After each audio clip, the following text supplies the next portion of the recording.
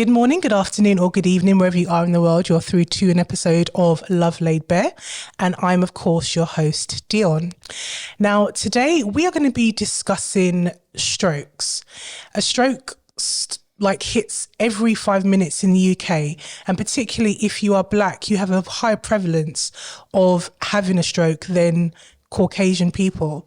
Now, so today I am joined by Nathan. Welcome, Nathan. Thank you very much for having me. How are you today? I'm very well, thank you. I'm good. Energetic, ready to talk. Lovely. Love that. So, Nathan and I spoke maybe a couple months ago. About 2 months ago, I think. Yeah, about 2 months ago. And, you know, we spoke about you coming on to talk about your experience with having a stroke, your recovery period, and, you know, kind of like where you are now. Yeah. So, let's take from the top. So prior to you having the stroke, how would you have described yourself? At the time, I was very, very hard working. To be honest, I think it was my lifestyle at the time probably contributed a lot to what led to the stroke.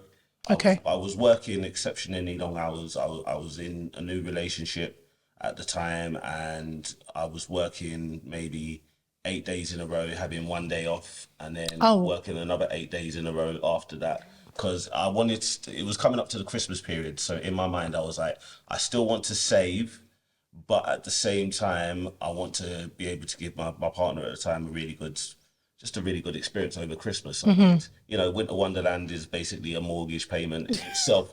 You know them ones. So, I was working long hours, but at the time I was pretty fit. I was trying to balance work. I was going to the gym about 3-4 times a week. I was playing football 3 times a week. Okay, so you were very fit then. I was very fit, and my social life was really, really high as well. So I was going out a lot. So I think I was pushing myself quite a bit at the time. Right. Okay. Yeah. 8 days on, that's a lot. Yeah, because of the type of job I do, I work on the underground, so we do a lot of shift work. So a lot of the shift patterns are where you do 7 days in a row, and then you maybe get 2 days off, and then you'll do maybe 3 days in a row after that. But what I was doing, they allow you to do up to 8 days in a row, an extra day in overtime. Right. And when I was doing the overtime, it was just absolutely mashing me up, to be honest. But yeah, it was just the shift patterns in general. Okay. It's killing me. So, in the lead up to you having the stroke, did you notice any difference at all? Yes, I actually did, because during that period, I remember I would be waking up sometimes in the morning.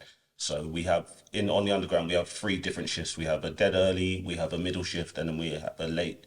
So we have a dead early, we have a late shift, and we have a night shift. Mm-hmm. As well. And I was waking up on the early shifts where I'd have to be up at 5 a.m, and sometimes I'd wake up and I'd just be like, I feel like I'm dying here, to be honest. Oh, really? Yeah. And you know when you can just feel your body just breaking down. Mm-hmm. In general, I genuinely felt like I was breaking down at the time, and I was pushing myself too hard. But in my mind, I was like, I've got some annual leave coming up. I'll rest when that comes around. And yeah, I was just pushing it really, really hard at the time, to be honest, just in general. Okay. Yeah.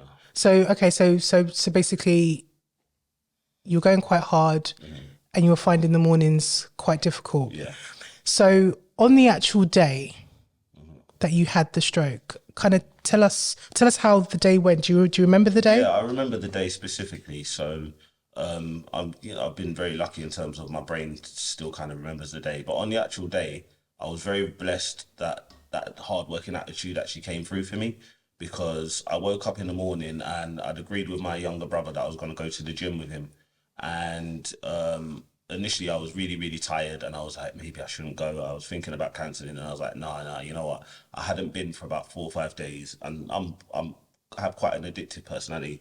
Okay. So missing 3-4 days of the gym for me was crazy. Mm-hmm. So I went. And we got into the gym. It would have been about 10 o'clock. And the thing is, if I'd stayed home, there was none of my flatmates were in or anything like that. Right. So okay. If I'd had it happen to me, and I'd have had nobody home, I probably would have just laid there for hours. So it was quite a blessing that I used that hard working attitude to actually turn up to the gym and actually go. So I got to the gym that day, and then we did an initial warm up, and the warm up was going really well. I think we did some pull ups and stuff like that. And then my brother asked me to pass him something, and he said specifically that I was just standing there and I was just sipping water like this, and he was talking to me, and I just didn't hear him. And you just feel like you're in the twilight zone initially. Okay. Yeah, honestly, you just feel it feels very very weird at the time. You just So was it like you? So if you were to describe it for us, did you feel quite spaced out? Yeah, quite spaced out. Sometimes if people that play Call of Duty or something like that, you see them and you watch a movie and you see somebody throw a flashbang grenade, Yeah. and you hear the whistling and everything like that. That's what I felt, and I remember just sitting there. Sorry, I was standing there at the time, and then I remember specifically one of the trainers in the gym coming up to me and being like, "No, you need to go and lie down." My brother was just like, and I remember my brother shaking me, and allegedly the whole left hand side of my face started drooping. And you were still standing at I this was still point. standing there at this point, Wow. but they made me go and lie down and everything like that.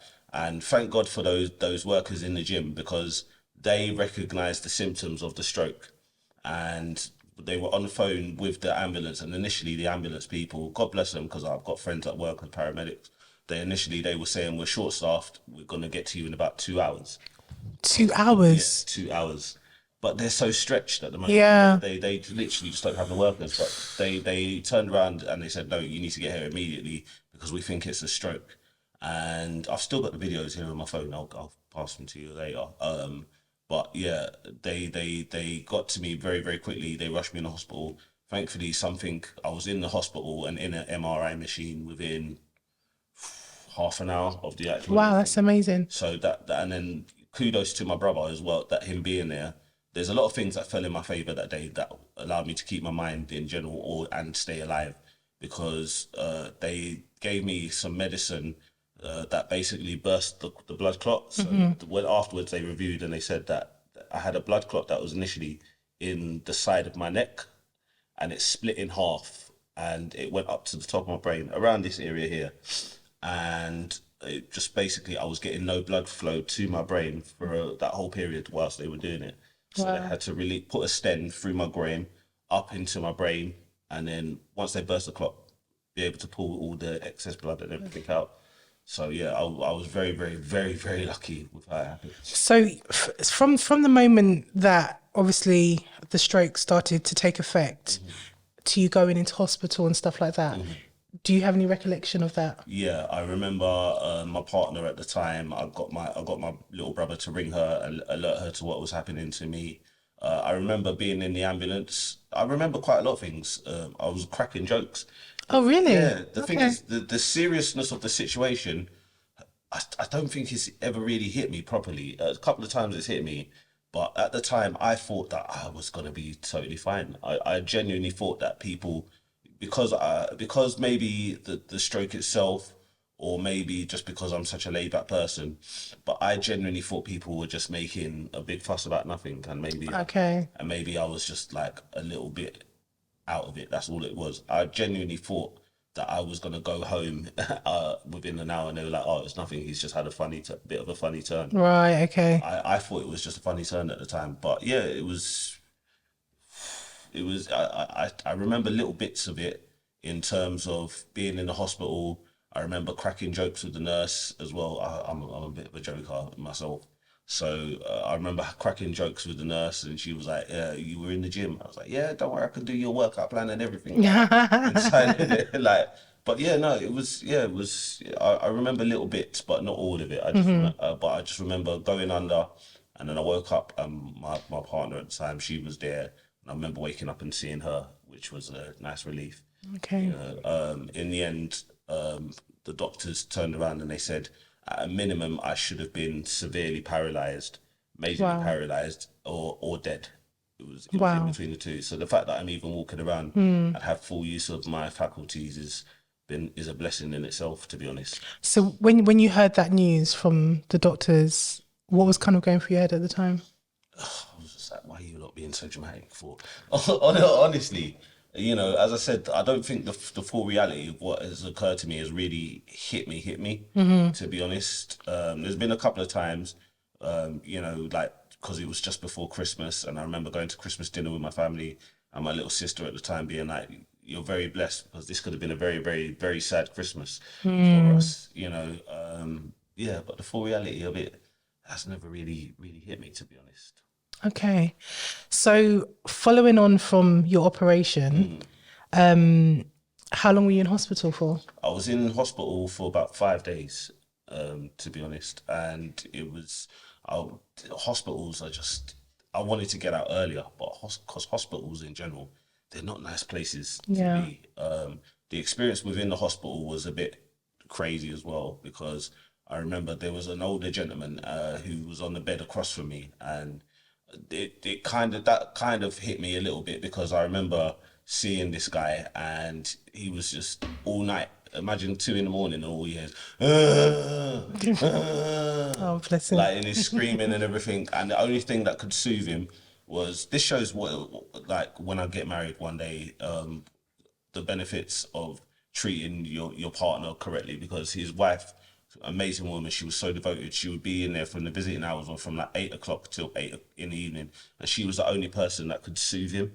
And she would sit there Okay. for 12 hours a day, just singing to him, praying over him, and everything like that.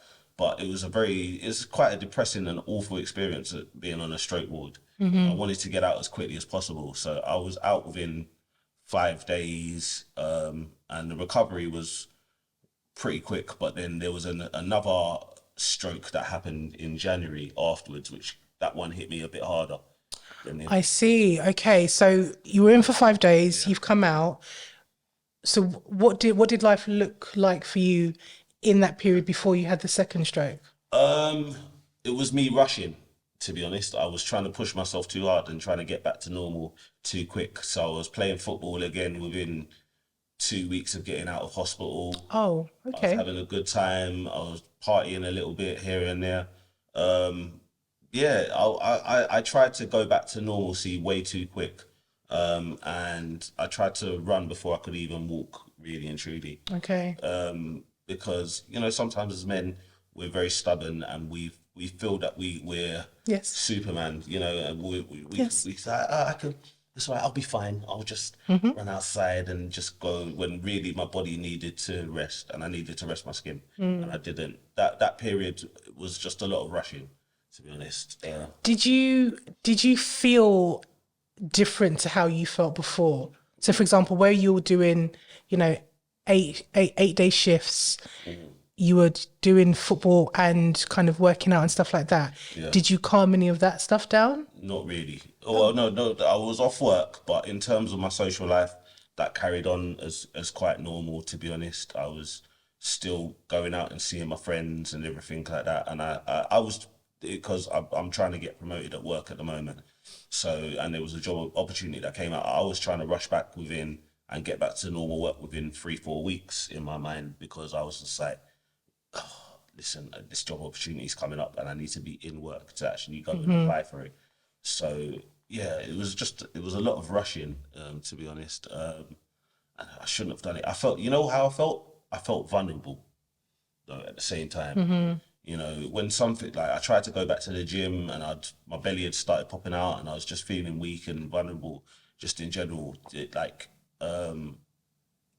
feel like the second one more than the first one, but I do feel that it's stripped a little bit away from me in terms of where I have a bit of natural charisma. A lot of things come just quite naturally to me. I had to work a little bit harder To get those things to back? get those things back. You Okay. know, relearning how to talk, even relearning how to walk, really and truly. Stuff that I just could just do easily just became a little bit of a task in the end. Yeah, vulnerable is the way I would describe how I was feeling at the time, definitely. Okay. So we're now in, so did you have the second stroke in January? Okay. So that was literally a month afterwards, Yeah, after the first literally one. it was literally about a month or 5 weeks after the first stroke. Okay. So sorry, just tell us what type of stroke did you have? I think I can't remember the actual word to say, but it's ischemic. Oh, the ischemic. Right, ischemic. Right. Okay, stroke. so you had an ischemic stroke. So did you have an ischemic stroke twice? Yes. The second one, I'm not sure the exact description because I don't know if they said it was a minor stroke, but I don't know how they described it. But it was a massive blood clot behind my right eye that I had in that case. The first one was just one that just started shut off all the blood, but the second one was just a massive blood clot behind my eye, and it just weighed me down. So I'd stayed at my partner's house at the time for a few days, and I came back and I was just feeling tired and I was just feeling ill. A lot of the signs of a stroke that now that I've researched, I didn't know it at the time that it's a lot of the signs of a stroke, and I had a banging headache and I just couldn't get out of bed, and I was laid up in bed for about 2 days. And thank God for my partner at the time. She, wonderful woman, she came round to my house and she was like, if you don't feel better within by tomorrow morning, you're going hospital. And I woke up at 4 o'clock in the morning, went to use the bathroom, and I was like, I'm gonna be fine. You know, black men especially. I don't know what it is we have with doctors and hospitals, but we sometimes neglect ourselves, and it's not until we drop dead where when we're like, okay, maybe we need to go to hospital. But in this case, like her persistence and her nagging almost at the time forced me to be like, all right, I'm gonna go to the hospital. I went into hospital. They did a CT scan and an MRI, and they were like, yeah, you need to go into surgery again immediately to remove the other blood clot. Wow. Yeah. So had you kind of started the early stages of that stroke at that point? Yeah. So luckily they kind of caught it in They time. caught everything. That could have developed into something a lot worse if I hadn't actually gone into the hospital and got it checked out. Wow. Yeah. So they found the clot. They've operated. So, but I guess the damage had already started to occur at this point. Yeah. What was that I was saying? You said that they did a further MRI. Oh yeah, they did a further MRI scan on me, and they found that I had well, I've still got it. I've got severe brain damage now on the right hand side of my brain. Okay. So, which is why I think which contributed to a lot of the feelings of vulnerability, because a lot of that is to do with your focus, your creativity, and all that type of stuff is on the right hand side. So yeah, it was rough. Pretty rough at the time. Okay.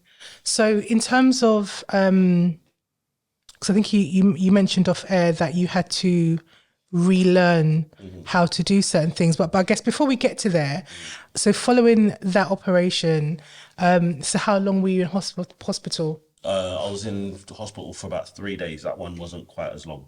Okay. Yeah, it was only 3 days. I was in and out really quickly. I've got to give credit to all the nurses and the doctors at the time. I had the same doctor that treated me on the first stroke come back and treat me on the second one.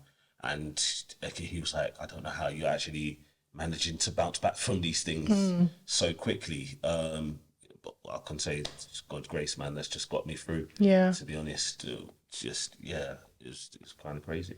So the second stroke, how did that physically affect you?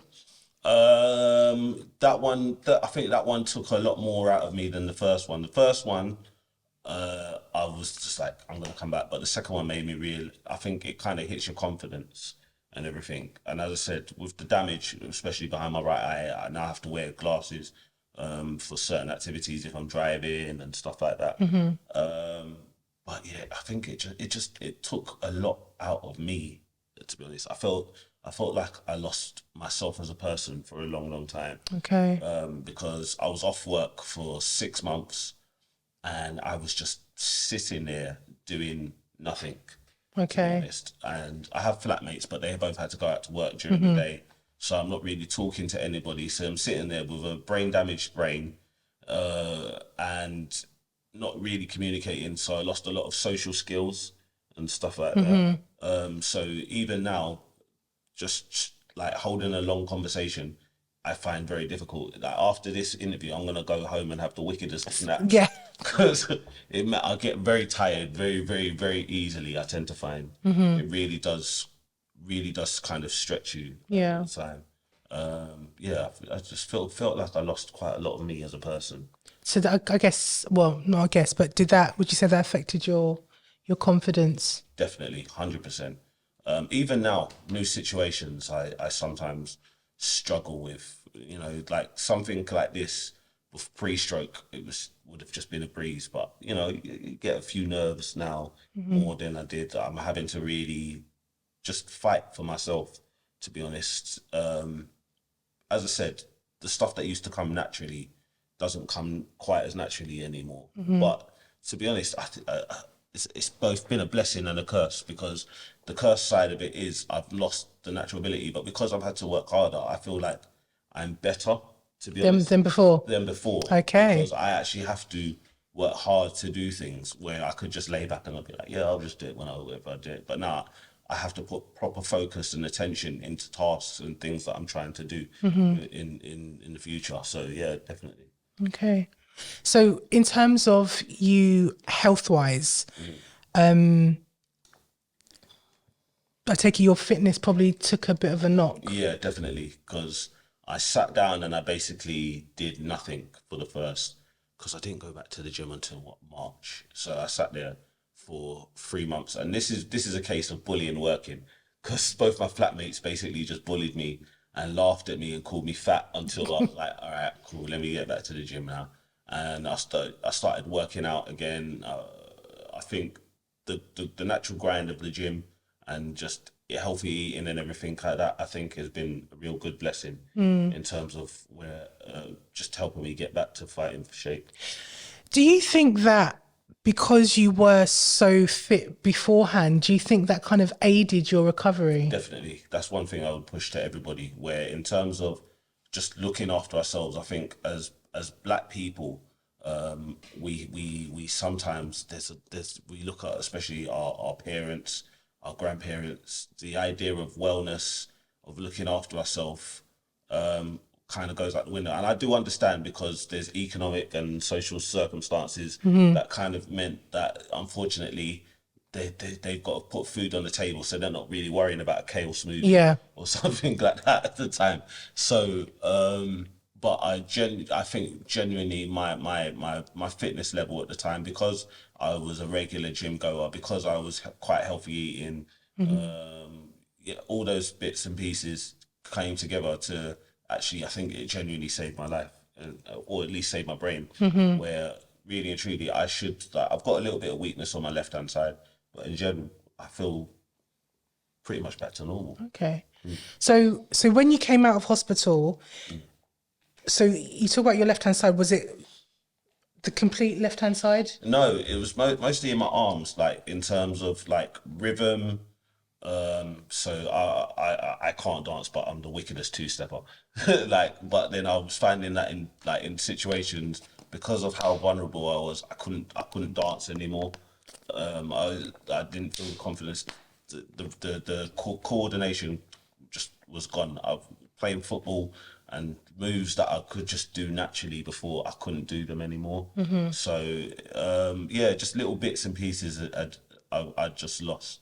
But they're slowly coming back now. Like, it's amazing the capacity of the human body to actually bounce back from these type of things. If you just put it in the right conditions. Yeah. So as I said, I've gone back to the gym. I think that helped a lot. I've got back on my healthy eating, got off the junk food and all that type of stuff. Yeah, it really just genuinely worked. So in terms of like, so you said before that, your lifestyle was quite hectic before. So you were working long days, you were socializing a lot, and that type of thing. So since you've kind of gone back to work, so that's that 6 months ago? Went back to work about 4 months ago. 4 months ago. Okay, so how does life look for you now? Like for you now, do you are you okay to say no to certain things? Yeah, you know what? One of the things, and I used to preach it, but I wasn't living it. The concept of rest. I think a lot of people, this grind culture that we kind of have nowadays. I go to bed at 3 and I wake up at 4. Yeah. I'm only living on an hour's sleep. What are you doing? You know them ones. I'll sleep when I'll sleep when I die. Yeah, No, but if you don't you're sleep, you'll only die hastening quicker. death. Yeah, You know exactly. what I mean? When you kind of go ahead and do those things, I think I've learned to give myself grace and learn the concept of actually sitting down and resting. So at the moment, I'm carrying a little bit of an injury, and I haven't been gym for about 3 weeks. And where before, I used to just be like, "Oh my god, I can't believe I'm not going," and everything like that. Now I'm like, "No, rest, Yeah. chill out, like let your body and your mind recover and recuperate." I think life is like I give myself a lot more peace nowadays, and just learning when to just stop, and smell the flowers. As I said, like that grind culture is not healthy, and I think a lot of times it was glorified on by our parents and our grandparents, where it was just like you've got to graft and you've got to grind and everything like that, and nobody stopped, and then their coping mechanisms were awful a lot of Yes. times. Yeah. Where it was a lot of alcohol, adultery, domestic violence, and all that type of stuff. So just learning how to just rest and take a moment and give myself grace and not feel bad when it happens has been really good for me. So, in terms of your kind of rest time, what does that look like for you? Is there anything that you have kind of integrated into your lifestyle aside from the healthy eating, and gym? Is there anything else that you've implemented to kind of help you along your way? Um, Liking my sofa. Honestly, just learning to like my sofa. Just sit your behind down and just go to sleep sometimes. Yeah. The ones, and just yeah, like I've learned to like that a lot more. Where before I always used to have to be on the go. I always had to be doing something. My social life was hectic. Learning, FOMO was a real thing for me. I always had to be going off and doing something with somebody. Now learning, okay, you know what? I don't need to go to this event. I don't need to always go out and do something. Sit at home and just chill out sometimes and let your mind and your body recover from certain situations. I've really learned how to do that a lot. Okay. In terms of, for example, like relationships or maybe getting to know people, how has that been for you? There was a bit of fear. So, in terms of my last relationship, I had a lot of fear actually trying to leave it because of the fact that I was scared about, would I be able to meet somebody else if, because my conversation skills were lacking so much in terms of my fight or flight was turned all the way up to 100 in terms of flight.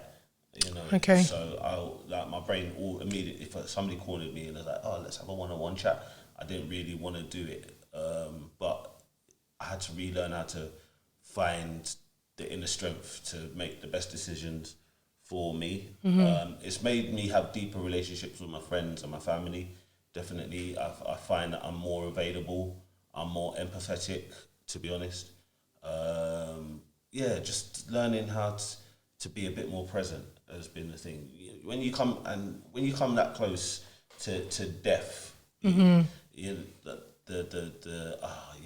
whatever attitude has kind of been turned a bit more up with me. I don't let things hit me as much as they used to. Yeah. I'm just more appreciative. I feel very blessed and grateful to just still be around. So relationships, I treasure them a lot more.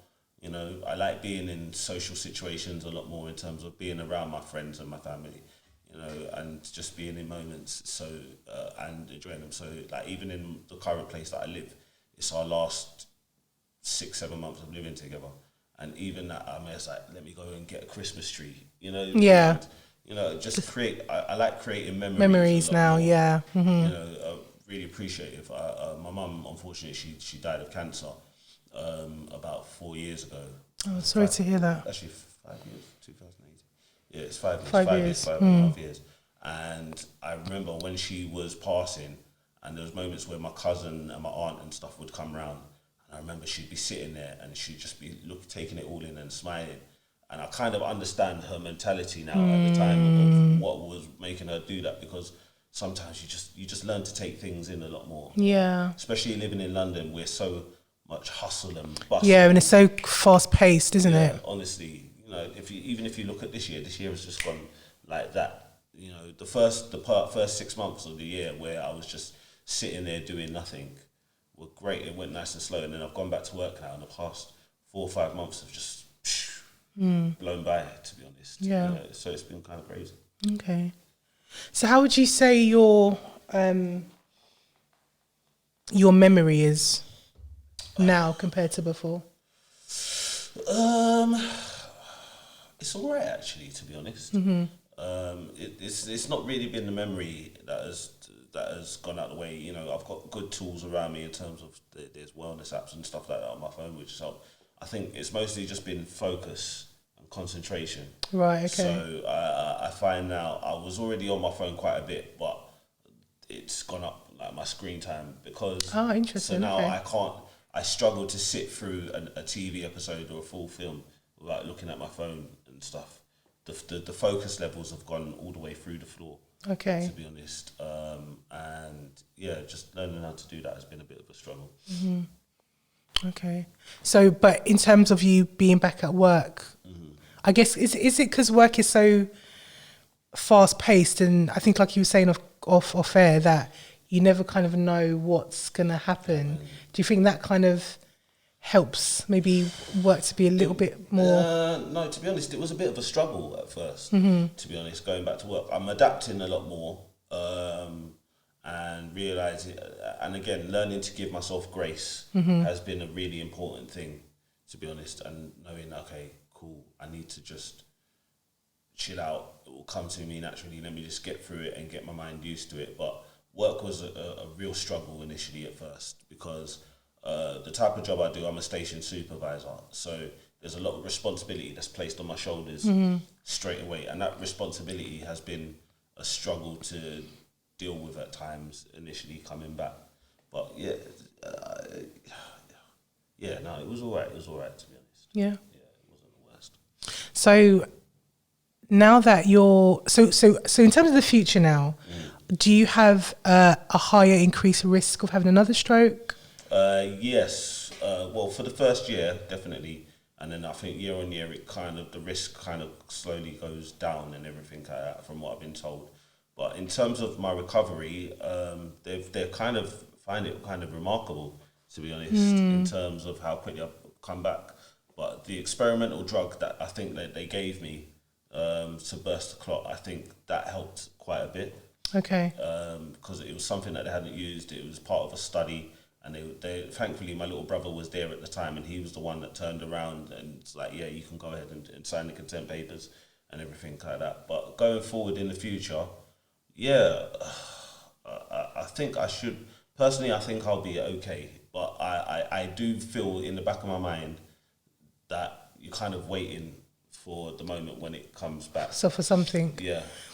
Are you now at risk of anything else, maybe long term? Did the doctor say, or anything like that? No, they haven't. To be honest, I've been okay. To be honest, as I said, the blessing of just getting in there very quickly into the hospital. I was just around the corner. I think has kind of helped me. But I'm on blood thinners now for the rest of my life, because they feel that the condition that caused the stroke, antiphospholipid syndrome, they call it, or APS. That's what caused it, and they were. What is that? It's basically a autoimmune disease that causes my blood to go thicker a lot quicker than other people's, and to the point that it causes strokes. And it happens, I see. Okay. And it happens to a lot of men and women. Well, men especially in your late 20s to your early 30s. That's when it usually hits most people. Okay. Is it like a genetic thing, or? They don't know what's caused it, because nobody else in my family has got it. Literally, I'm the only one. I genuinely feel that I just push my body too hard, to be honest. I think, right, okay. I tried to ask too much of it, and it just didn't give it back to be honest. It couldn't give any more in terms of what I needed to do. So, Okay. Yeah. So, what advice would you, because I think it is. I think we're kind of used to seeing, for example, older relatives having stroke. I mean, my grandmother, she had a stroke back in 2014, 15.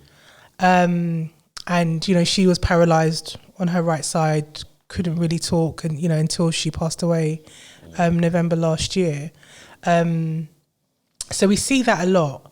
But I think as younger people, we just kind of assume that the risk of that is likely to happen when we're kind of elderly. But I think I think we are probably seeing more, younger people, falling victim to it. So if you could kind of summarize just some general advice of what you would give to people in their 20s, 30s, 40s, not necessarily how particularly to kind of avoid stroke, because like you said, with your condition, you had no idea, right? But what would you say would be the main things to kind of look out for example? What kind of, like you mentioned the symptoms, so what kind of things should people look out for based on your experience? To be honest, in terms of avoiding these type of situations, or if it does arise, in terms of giving you the best chance of recovery, I believe in three things. I think move, rest and eat. I think based around those three words. I think people need to make sure they keep on moving. Go to the gym if you can. Even if you can't get to the gym, I think we need to walk.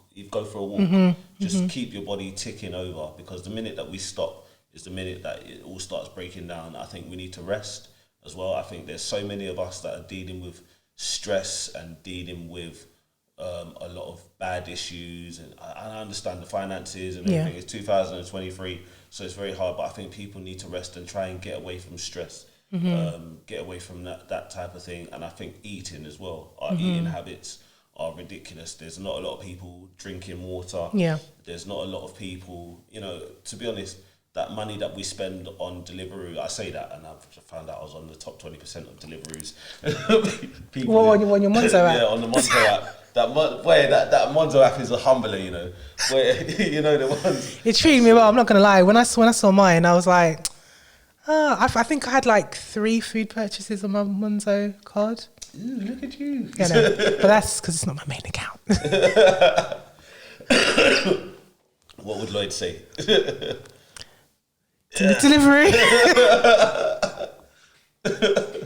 No, I'm with it. But at the same time, like our eating is especially as well, like, I know that we love our seasonings and stuff like that. But if we look at like the E numbers and all that type of stuff that's in it, I think we need to maybe dial back on the seasoning, and add more. Yeah, and I think particularly as Black and Asian people, we are used to heavily seasoning our food, and to be honest, sometimes it's not really necessary and factor, because I think I don't know how often have you been back to Jamaica? I've never actually been. Okay, you need to go. I know. I feel ashamed to say that. Yeah, you need to go. But for example, like whenever I go back home, I notice that the seasonings that they generally tend to use are fresh. So like we tend to use the package, like dried seasoning, and those all do contain a lot of salt. So we kind of need to move back to, season our food with the fresh spices and the fresher things, and like you say, cutting down on the delivery and you know what I mean. Like it's not everyday KFC. And it's like sometimes just meal prep. Definitely, I think people just need to learn to go and eat properly and do some research. And you tend to find that if you just take a bit of time, maybe on a Sunday evening, and do some meal prep and stuff like that will go a long way. One, to cutting down your food bills, especially as well. But in terms of just your general health and putting yourself on a good level to actually succeed and thrive and everything, and even if you don't get a stroke, just quality of life. Life, yeah. I think if people learn to move and just go to, like, I'm a big proponent for going for the gym. I'm a big campaigner for that now, because I've seen the benefits. Like, Yeah. I literally live for it. It's literally saved my life. Saved your life, You yeah. know what I mean? And saved my brain. You know, and learning to rest. Like, if you can, just find some you time where you can to just get away from life, and then just look after your eating. Those three things, I think, are really essential moving forward. Yeah. And you would kind of kill the grind and hustle culture. Yeah, I don't believe in it anymore. I think it's one of the most stupid and chaotic things that I've ever heard of, to be honest. Like, obviously, we have to work hard work, but there has to be a balance. Yes. Even if you listen to the concept of the grind, it's to break down, it's to destroy.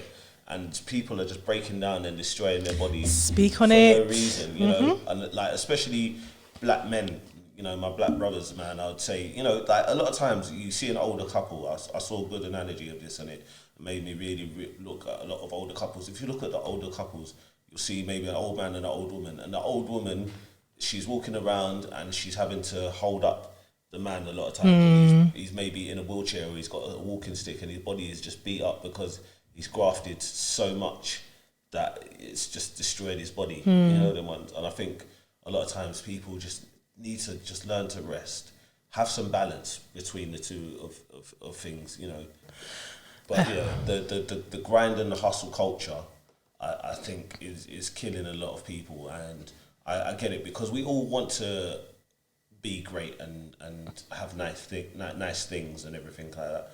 But it shouldn't be at the detriment and the destruction of your own body. We only get one of these. Yes. So we have to look after it. You know, I think for me that is essential. People need to have a bit of balance. You know, there's a scripture in the Bible, and I'm paraphrasing because I ain't been in a while. But sorry, man. But it said, I think paraphrasing, but it says it's a sin to go to bed late, to wake up early, to drink the bread of sorrows.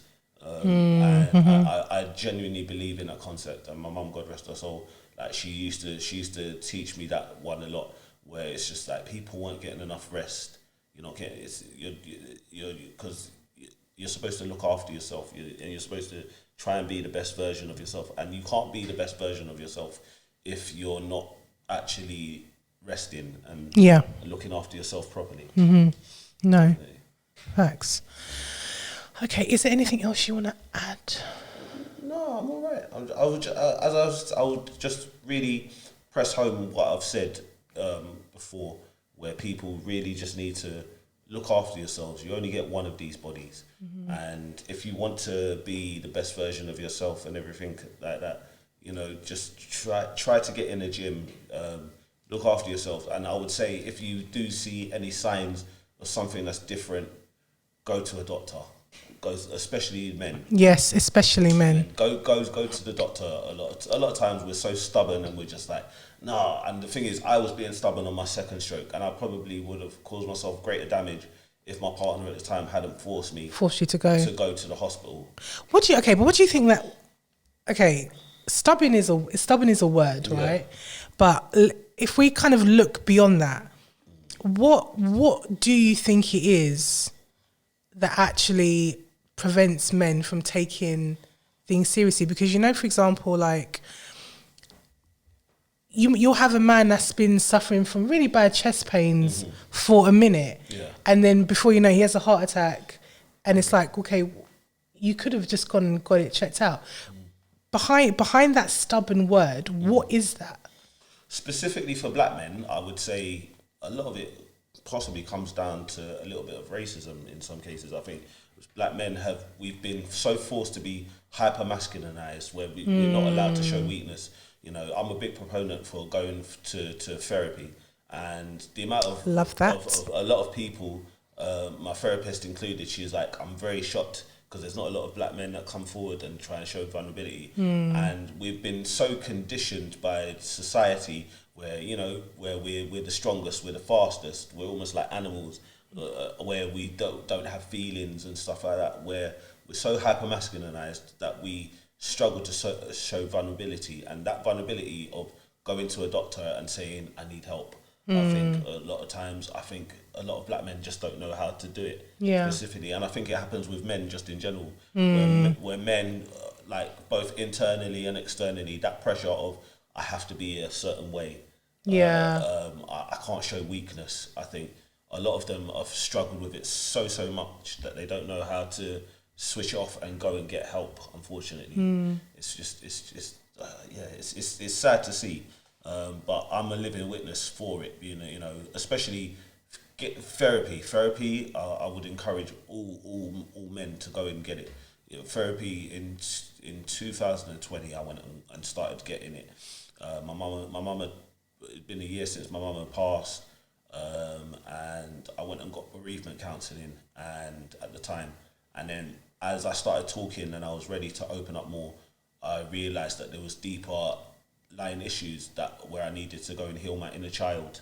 Yes. And that kind of just helped balance me out and everything, which has helped with my further battle going on with the stroke, on how I handle it and everything like that, where before I was using very destructive behaviours and I wasn't giving myself love and I wasn't giving myself grace. My drinking was off the scale. You know, as I was talking about with the coping mechanisms, my coping mechanisms were actually awful in terms of what I used to try and use in general. So I would just heavily encourage all those types of things.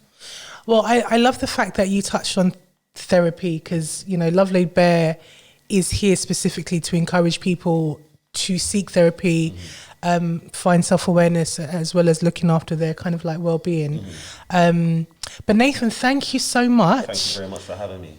For coming on and sharing your story. And I feel like there's a lot more we could talk about. Definitely. Listen, I'll be happy to come back whenever you want me back. Honestly. Okay, so how does the 29th work for you? The 29th of this month? Yeah. Let me see. Let's get him to confirm on camera. Look at me like, I'm on late that day. I'm working 2:30 to 10:30. I can do the 28th though, if that's available for you. Okay, we'll talk about it off camera instead then. Yeah. Okay, well, again, Nathan, thank you so much for sharing your story. If you've been affected by anything in this episode, I will leave some support services in the show notes. You can also visit the website, which is www.lovelaidbare.com, and go to our resources page. And I just want to end on, you know, following on from what Nathan said, you know, balance in life. Everything is about balance, and you know, the minute you tip that scale, it will come back round to you. So whether that's mentally, whether it's physically, we have to try and build in as much balance as we can. So guys, thank you so much for tuning in to another episode. Take care of yourselves. I love you, and it's a wrap. Love Laid